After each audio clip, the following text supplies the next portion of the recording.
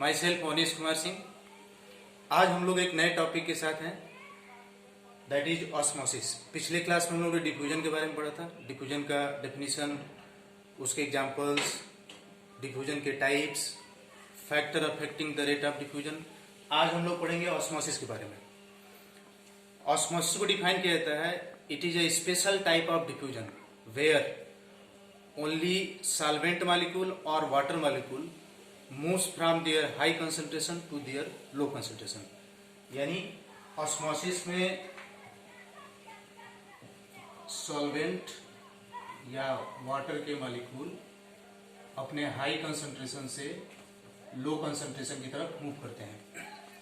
अब हमें ये चीज समझना है कि why it is known as special type of diffusion. इसको डिफ्यूजन इसलिए कहते हैं क्योंकि यहां भी मॉलिक्यूल हाई टू लो जाता है। And why special? Because only solvent or water molecule. There is no movement of solute across the plasma membrane.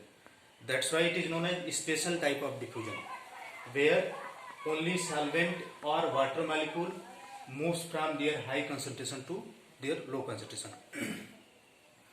Now we will see the example. In case of plant, water absorption by root hair cells is the best example of osmosis। Soil में water का concentration ज्यादा होता है, वहां से water के molecule जो होते हैं वो मूव करके प्लाज्मा मेम्ब्रेन को क्रॉस करते हैं और रूट सेल के अंदर जहां वाटर का कंसंट्रेशन कम होता है वहां मूव करते हैं। इसलिए water absorption by root hair is an example of osmosis. दूसरा एग्जांपल है प्लांट मूवमेंट।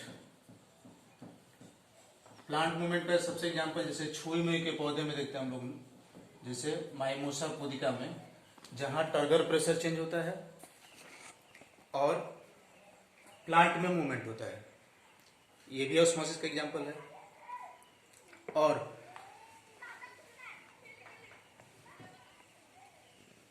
तीसरा एग्जांपल है स्टोमेटल मूवमेंट, यानी स्टोमेटा का बंद होना और खुलना। इसके बारे में हम लोग डिटेल पढ़ेंगे आगे ट्रांसपिरेशन में। स्टोमेटा के बगल में जो सब्सिडरी सेल होती है वहां से वाटर जो होता है वो गार्ड सेल में मूव करता है, जिससे उनका टर्गर प्रेशर बढ़ता है और स्ट्रेच होकर वो खुलती है। तो वहां भी वाटर के मॉलिक्यूल अगल बगल के सेल से गार्ड सेल में इंटर करती है प्लाज्मा मेम्ब्रेन के cross, high to low concentration, केवल वाटर के मॉलिक्यूल, इसलिए उसको ऑस्मोसिस कहते हैं। तो ये सब एग्जांपल है ऑस्मोसिस के। Now we will see the types of osmosis. Osmosis जो होता है ये बेसिकली दो टाइप होता है। एक को कहते हैं एक्सोऑस्मोसिस और दूसरे को कहा जाता है इंडोऑस्मोसिस। जैसा कि नाम से पता चल रहा है, एक्सो और इंडो यानी बाहर और अंदर। सपोज ये कोई सेल है और सेल से वाटर मॉलिक्यूल जब बाहर निकलते हैं प्लाज्मा मेम्ब्रेन को क्रॉस करके, तो उसको कहा जाता है exosmosis. It is the osmotic release of water from the cell, that is known as exosmosis. और इंडोऑस्मोसिस में क्या होता है, ये सेल है और ये बाहर वाटर का कंसंट्रेशन ज्यादा है, बाहर से वाटर जो होता है प्लाज्मा मेम्ब्रेन क्रॉस करके सेल के अंदर आता है, इसको कहते हैं endosmosis. That is osmotic entry of water inside cell, that is known as endosmosis. Now we will see the example of exosmosis and endosmosis, then it will be clear to you.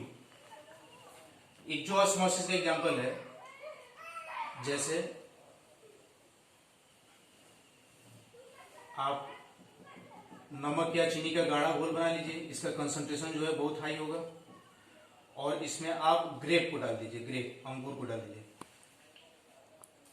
अब देखिए अंगूर में water का concentration ज्यादा है और बाहर concentration high है, यानी बाहर वाटर का कंसंट्रेशन जो है वो कम है, तो अंगूर से वाटर के मॉलिक्यूल जो होंगे वो बाहर निकल के सोल्यूशन में आएंगे और अंगूर जो होगा वो पिचक जाएगा।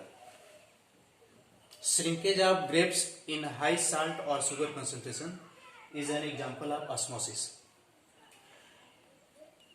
इक्जोऑस्मोसिस का सबसे बढ़िया एग्जाम्पल डेली लाइफ में है।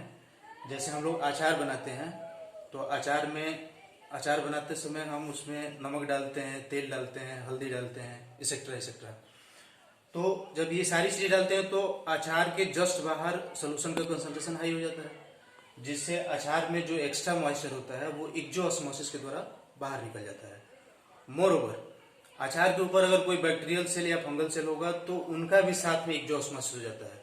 इस प्रकार से इक्जोऑस्मोसिस की वजह से अचार जो होता है वो सड़ने से बचता है। ये अक्सर आपके एग्जाम में पूछा जाता है कि अचार बनाते समय अचार में नमक क्यों डालते हैं, उसमें हल्दी वगैरह क्यों डाला जाता है, तो to kill the microorganisms. Option में ये भी रहता है कि अचार का टेस्ट बढ़ाने के लिए, अचार को गलाने के लिए, that is the secondary, but the primary reason is to protect the fruits are that is pickles from microorganism। और इंडोऑस्मोसिस का एग्जांपल है जैसे रेजिन यानी किशमिश का पानी में फूल जाना। तो आप किशमिश ले लीजिए और बाहर वाटर ले लीजिए, ये डाइल्यूट वाटर है, डाइल्यूट सॉल्यूशन या वाटर ले लीजिए, डाइल्यूट वाटर। तो यहाँ पानी बहुत ज्यादा होगा और किशमिश के अंदर बहुत गाढ़ा सॉल्यूशन होता है, आप देखे होंगे। तो यहाँ पानी बहुत कम है, तो बाहर से पानी देखिए ऑस्मोटिक एंट्री होगा और ये अंदर जाएगा, जिसकी वजह से रेजिन या किशमिश होगा वो फूल जाएगा। तो swelling of raisin in water is example of endosmosis. I think you will be very clear to the term exosmosis and endosmosis. Now one term is very important, that is plasmolysis. We will see what is plasmolysis.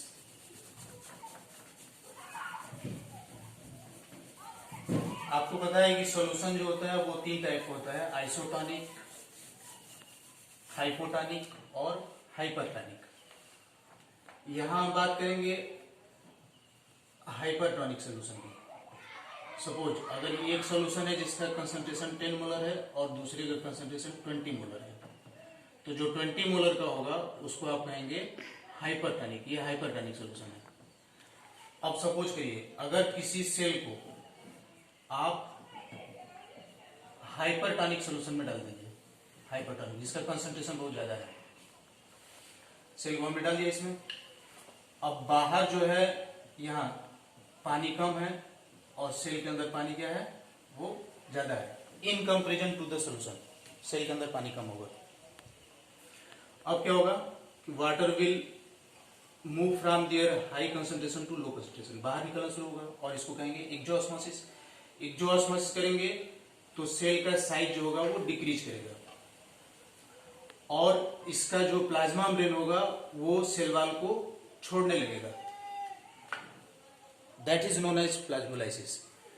When we put the cell in hypertonic solution, exosmosis take place and the size of cell decreases. Their plasma membrane leave the cell wall. That shrinkage of protoplasm due to higher concentration of external medium is known as plasmolysis. इसको कहा जाता है plasmolysis. अब देखिए plasmolysis जो होता है ये तीन टाइप का होता है। प्लाज्मोलाइसिस के तीन टाइप होते हैं। पहला होता है लिमिटिंग प्लाज्मोलाइसिस। लिमिटिंग प्लाज्मोलाइसिस में क्या होता है कि सेल से वाटर निकलता है, सेल का साइज मिनिमम होगा, बट सेल मेम्ब्रेन जो होगा वो सेल वॉल को छोड़ेगा नहीं, यानी इक्जोऑस्मोसिस होगा बट श्रिंकेज जो होगा वो आपको दिखाई नहीं देगा। इसको कहते हैं लिमिटिंग प्लाज्मोलाइसिस। और दूसरा होता है इंसिपिएंट प्लाज्मोलाइसिस। इंसिपिएंट प्लाज्मोलाइसिस में plasma membrane shrink and leave the wall at many places. देखिए यहाँ पे सेल वॉल जो है, देखिए सेल मेम्ब्रेन छोड़ दिया सेल वॉल को, यहाँ छोड़ दिया, यहाँ छोड़ दिया, यहाँ छोड़ दिया, यहाँ छोड़ दिया। इसको कहते हैं इंसिपिएंट प्लाज्मोलाइसिस। और तीसरा जो प्लाज्मोलाइसिस है उसको कहते हैं इवाइडेंट प्लाज्मोलाइसिस। इवाइडेंट प्लाज्मोलाइसिस में ज्यादा श्रिंकेज होता है एक्सेप्ट 1 or 2 प्लेस। देखिए सिर्फ यहाँ पे प्लाज्मा मेम्ब्रेन जुड़ा हुआ है और यहाँ पे, बाकी जगह से सब छोड़ दिया है। ये 3 टाइप है प्लाज्मोलाइसिस के, लिमिटिंग प्लाज्मोलाइसिस, इंसिपिएंट प्लाज्मोलाइसिस और इवाइडेंट plasmolysis.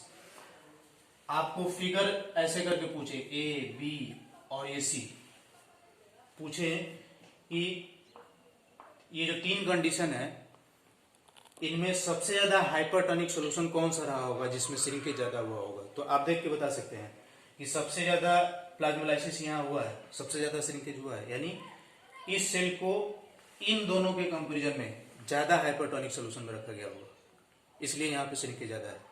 That is the known as plasmolysis. So आज के क्लास में हमने पढ़ा कि ऑस्मोसिस क्या होता है, प्लांट में उनके एग्जाम्पल्स क्या होते हैं, ऑस्मोसिस के कितने टाइप्स होते हैं, एक्जोऑस्मोसिस, इंडोऑस्मोसिस, उनका डेली लाइफ में क्या यूज है, फिर प्लाज्मोलाइसिस क्या होता है, कितने टाइप के प्लाज्मोलाइसिस होते हैं। ये सारा कॉन्सेप्ट जो है आई थिंक आपको क्लियर हो गया होगा। आप वीडियो को बार बार देखें, डिफ्यूजन वाला वीडियो देखें, ऑस्मोसिस का देखें, और दोनों में डिफरेंस करने की कोशिश करें कि what is the difference between diffusion and osmosis, और अपने कॉन्सेप्ट को क्लियर करें। अगर आपको कोई दिक्कत होता है तो मेरे यूट्यूब चैनल के कमेंट बॉक्स में अपना प्रॉब्लम लिखें और आंसर पाएं। मेरे यूट्यूब चैनल को आप लाइक करें, सब्सक्राइब करें और शेयर भी करें ताकि दूसरों को भी फायदा हो। तब तक के लिए थैंक यू।